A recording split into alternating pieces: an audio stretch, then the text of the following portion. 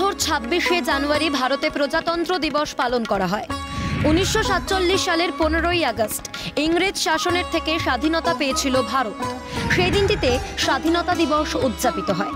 কিন্তু সে সময় ভারতের নিজস্ব কোনো সংবিধান না থাকায় ব্রিটিশ সরকারের 1935 সালের গভর্নমেন্ট অফ ইন্ডিয়া অ্যাক্টের সংশোধিত সংস্করণ অনুযায়ী স্বাধীন ভারত শাসন করা হতো। 1947 সালের 29শে আগস্ট ডক্টর বি.আর. আম্বেদকরের নেতৃত্বে ভারতে স্থায়ী সংবিধান প্রণয়নের উদ্দেশ্যে একটি খসড়া কমিটি গড়ে তোলা হয়। এই বছরের 4 নভেম্বর খসড়া কমিটি সংবিধান সভায় ভারতীয় সংবিধানের খসড়া জমা দেয়।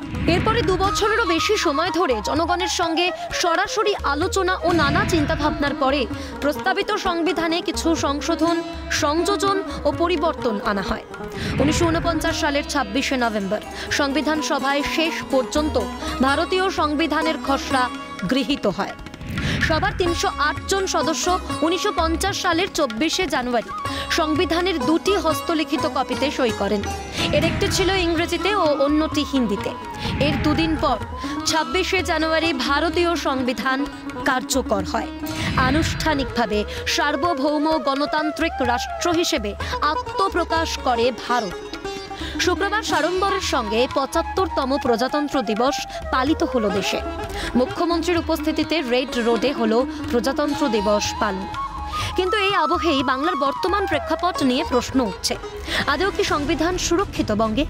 একাধিক দুর্নীতিতে জর্জরিত রাজ্য, গারদে একাধিক নেতা থেকে মন্ত্রী থেকে বিধায়ক, কেন্দ্রীয় গোয়েন্দাদের স্ক্যানারে শাসক দলের একাধিক মন্ত্রী বিধায়ক, তারপরেও চলছে সরকার। এখানেই রাজ্যবাসী সমস্বরে বলে উঠছে, যেখানে মন্ত্রীরা করে ষড়যন্ত্র, সেখানে নিভৃতে কাঁদে প্রজাতন্ত্র। এই কি তবে বঙ্গের ভবিতব্য? গণতন্ত্র রক্ষার শপথ নিয়ে যে সরকার ক্ষমতায় এসেছে তার বিরুদ্ধে মুখ খুললেই চটে বিভিন্ন তকমা। হকের চাকরি থেকে ডিএর দাবিতে এখনো পথে বসে বঞ্চিত চাকরি প্রার্থী থেকে সরকারি কর্মচারীরা, তারপরেও সরকার চুপ। উল্টে তাদের কপালে জুটেছে পুলিশের অতি সক্রিয়তা। কিন্তু এই পুলিশই আবার ইডি হামলায় মূল অভিযুক্ত তৃণমূলের শেখ শাহজাহানকে ধরতে অপারগ।